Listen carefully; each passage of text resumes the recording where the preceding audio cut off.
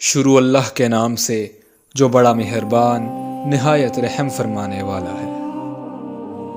اور کسی مومن کے لیے جائز نہیں ہے کہ کسی اور مومن کو قتل کرے مگر یہ کہ غلطی سے ایسا ہو جائے، اور جس نے کسی مومن کو غلطی سے قتل کیا تو اس کے ذمے ایک مومن غلام آزاد کرنا ہے، اور مقتول کے گھر والوں کو خون بہا حوالے کرنا ہے، مگر یہ کہ وہ معاف کر دیں۔ پھر اگر مقتول کسی ایسی قوم سے ہو جو تمہاری دشمن ہے اور وہ مقتول مومن تھا تو ایک مومن غلام آزاد کرنا ہے، اور اگر مقتول اس قوم سے تھا کہ تمہارے اور ان کے درمیان معاہدہ ہے تو مقتول کے گھر والوں کو خون بہا حوالے کرنا ہے اور ایک مومن غلام آزاد کرنا ہے۔ پھر جو غلام نہ پائے تو 2 ماہ کے لگاتار روزے رکھے۔ یہ اللہ کی طرف سے اس گناہ پر توبہ کا طریقہ ہے، اور اللہ خوب جاننے والا بڑی حکمت والا ہے۔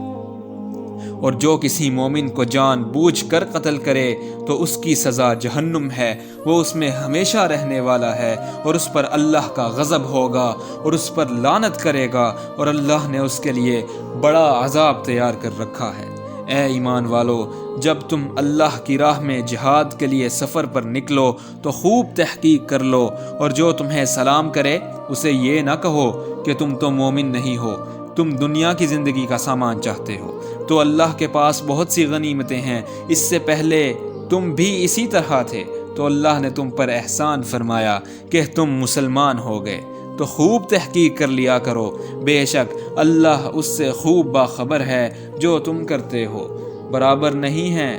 مومنوں میں سے بغیر کسی عذر کے جہاد سے بیٹھ رہنے والے اور اللہ کی راہ میں اپنے مالوں اور اپنی جانوں سے جہاد کرنے والے۔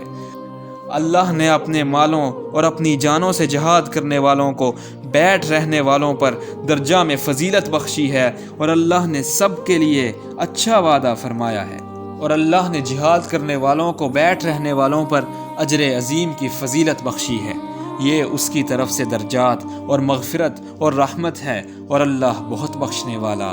نہایت رحم فرمانے والا ہے۔